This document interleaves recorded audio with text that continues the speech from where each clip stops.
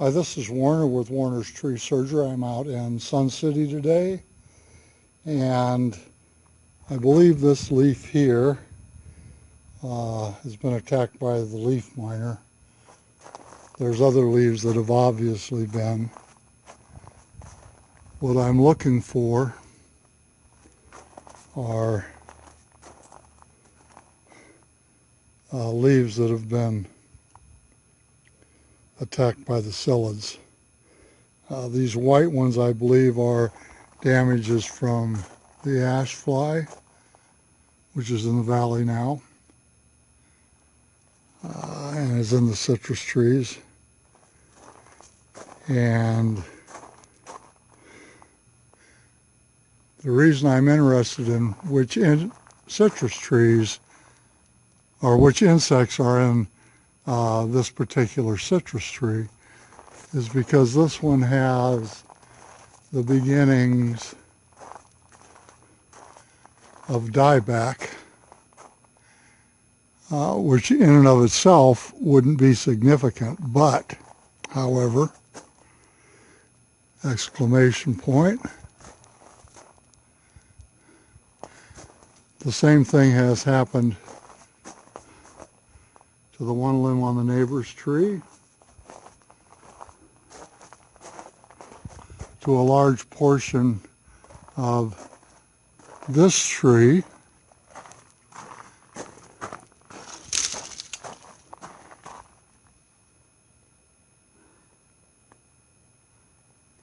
and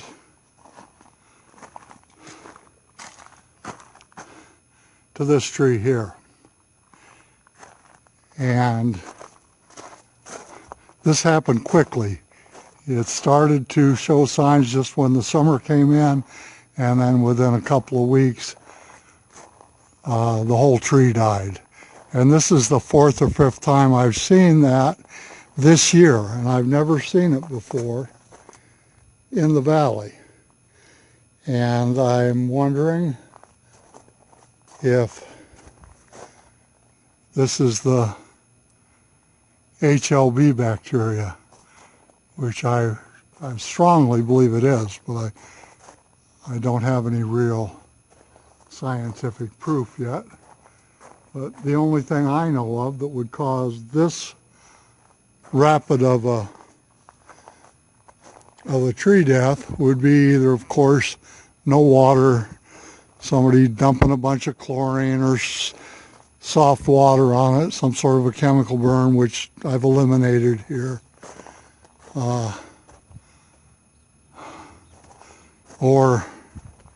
the HLB or the citrus greening. And I don't see any signs of the insect that carries the citrus greening in any of the other citrus trees, and it's not supposed to be here now anyway. So you can see leaf miner activity. Has the leaf miner the ability to also carry a bacteria? I don't know. Nobody says it does, but that doesn't mean that it doesn't. It just means that they don't know for sure whether it does or not. And seeing as how it took them so long to even admit that the Asian citrus leaf miner was in the valley, I don't expect anybody to know that for sure for some time. But you can see in this tree, which doesn't have any dieback in it yet, that there are different insects. Some of them are known and obvious, like the leaf miner or the ash fly or the rust, or I don't see any aphids, but I believe, I'm going to have to double check, I'm going to believe that little curlicue leaf is what the leaves look like when they're attacked by the psyllids. So I would expect, if that were the case, to see a bunch of those leaves these leaves damaged, but there's no way to really tell because they're all dead, so it's hard to figure that out. But you can see some of the leaves here, the part that hasn't quite died off yet. You can see the different insects that are in here. And one of them, I believe, carried something over to this tree and introduced a bacteria or a virus or something that nobody knows about yet into this tree, which caused the rapid death. And again, I have seen this this year only, but I have seen it on a few occasions. So that's about it. This is Warner with Warner's Tree Surgery. If you've got any problems with your citrus trees, even though there's not much I can do about this, we are trying to do stuff to protect the others. Give me a call. The number is 480-969-8808.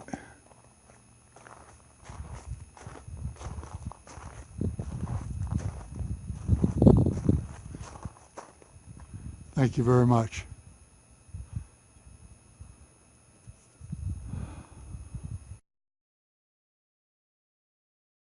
In order to understand what is happening to most citrus trees in Maricopa County, you must first understand the relationship between stored reserve energy and insect damage to the leaves.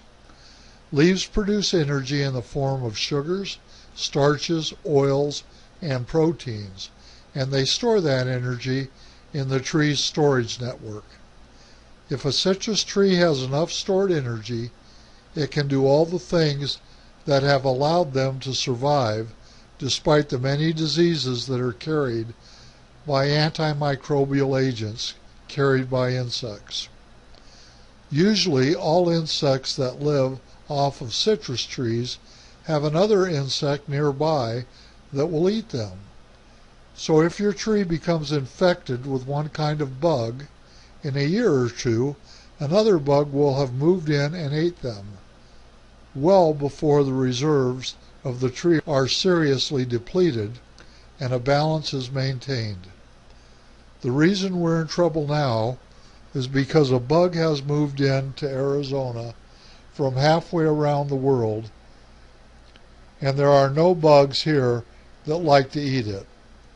Arriving in 2011 and having no natural predator in Arizona and breeding up to 14 times a year, the Asian citrus leaf miner has been in almost every citrus tree I have looked at now for several years.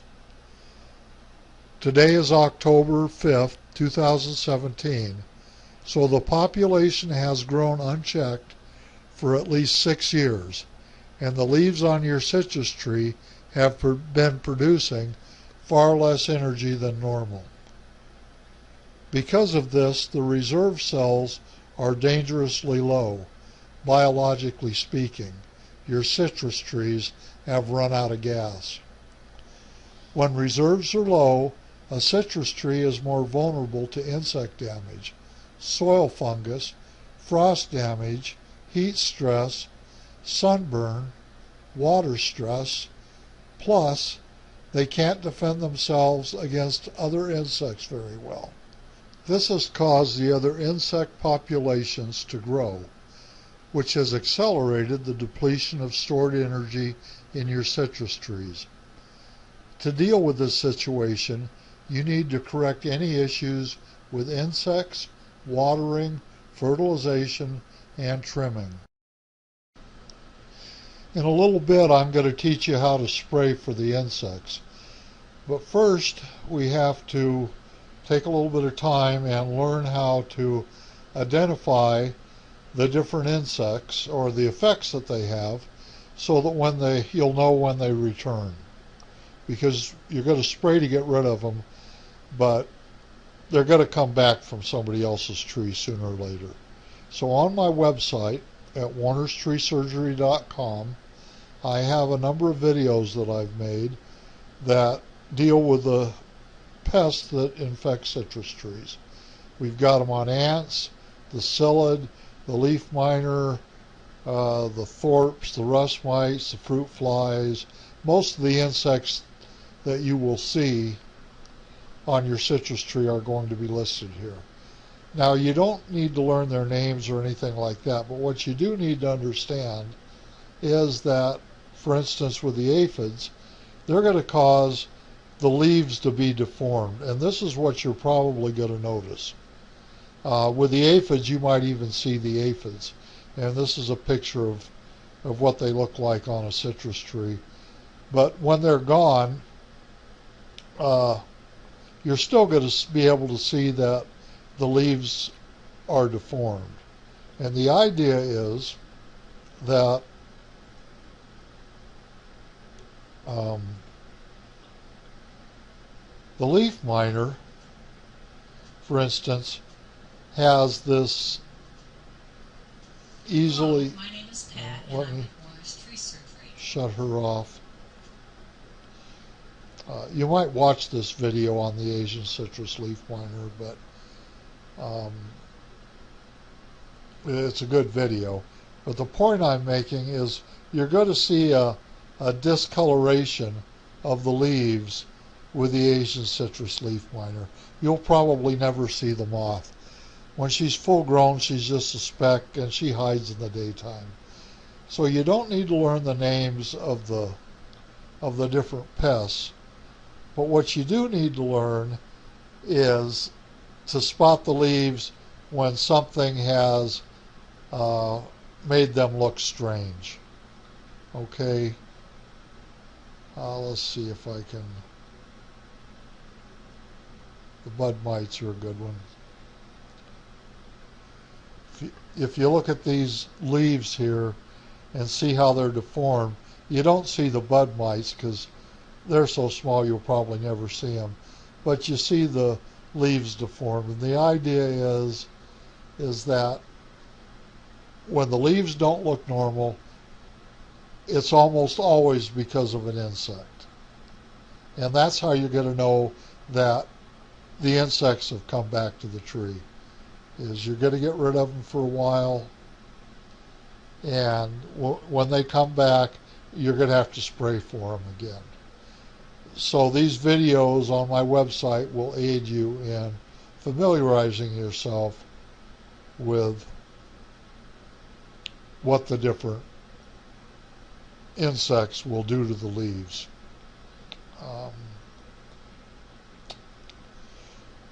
So that's about it for that part. Now, how to get rid of the bugs. What I recommend is using a product called Organicide 3-in-1. It's basically sesame seed oil. It's food.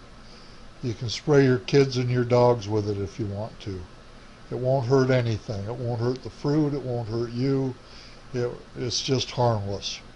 The sprayer that I recommend you use is called a Chapin sprayer.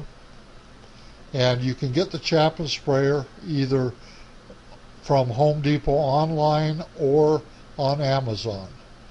Now, after you use the Organicide, you put the Organicide in the Chapin sprayer, you spray the trees, and then you put what you don't use back in the Organicide bottle.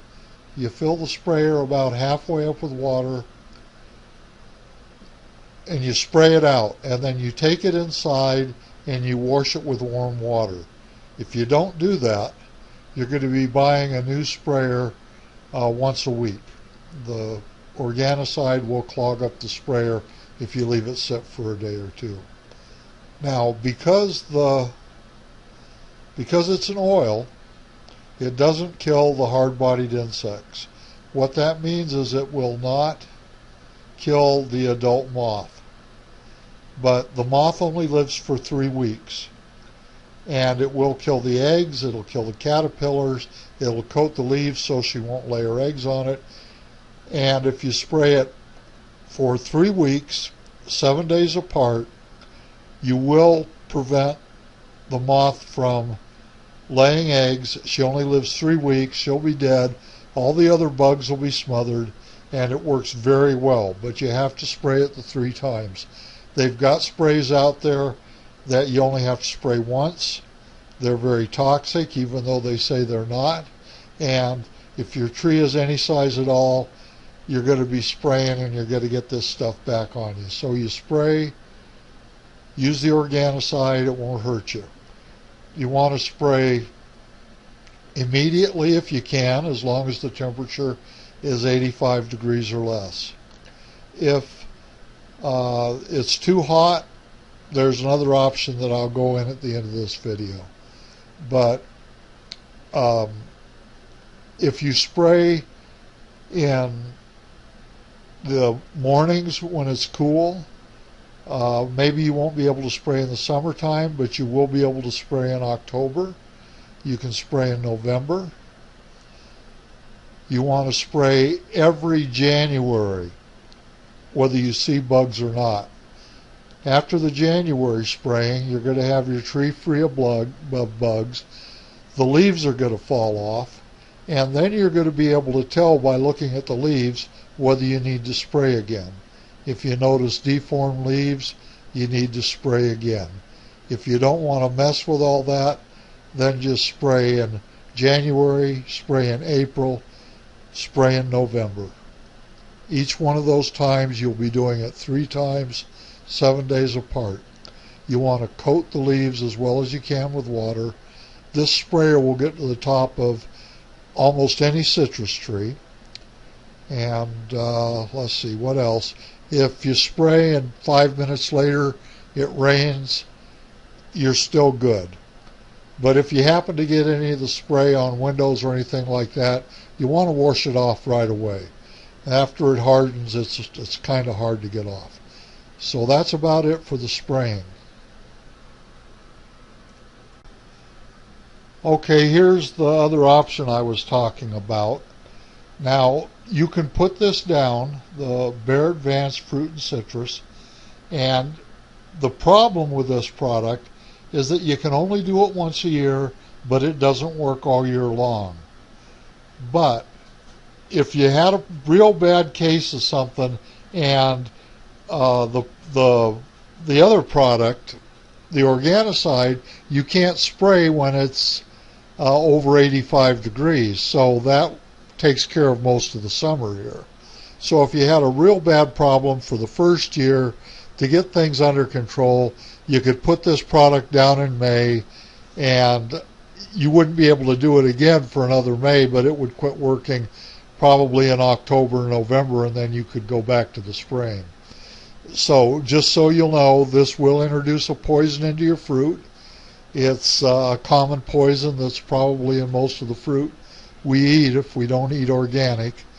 But again, because it's made for edible plants, it doesn't work all year long, but you can only put it down once a year or you get too much poison in the plant.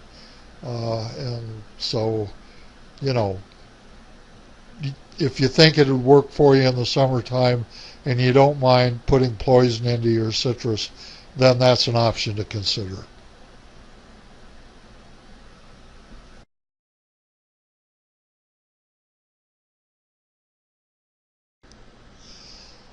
Okay, the next thing we're going to talk about is how much to water citrus trees. And everybody that I talk to, almost without fail, is really surprised when they learn how much water a citrus tree really needs. Now, if you go to my website, warnerstreesurgery.com, there's a section on how much to water.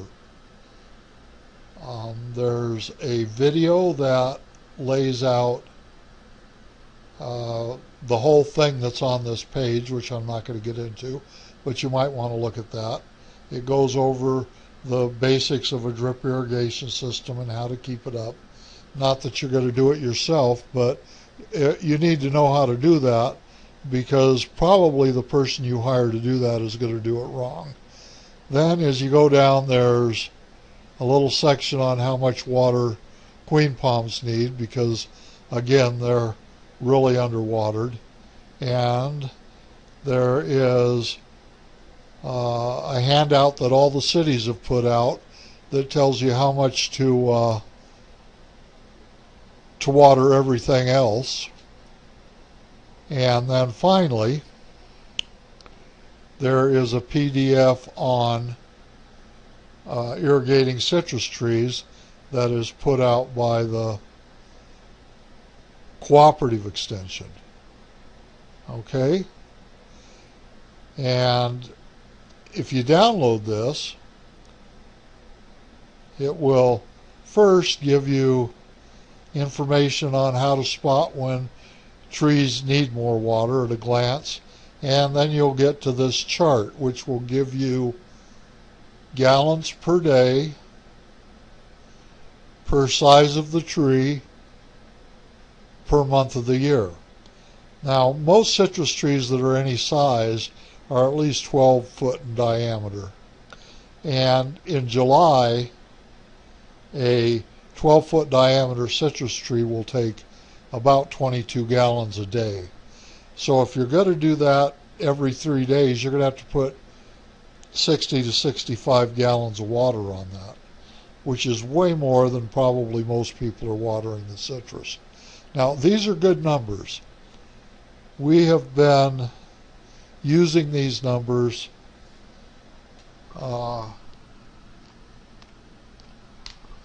for growing citrus here in the valley for 100 years. Trees. But most people, when they set up their citrus, they put the little drips on, and they aren't getting nearly enough water in the summertime. In the winter, they don't need much. The same tree that needs 30 gallons in July is only going to need 4 gallons in December.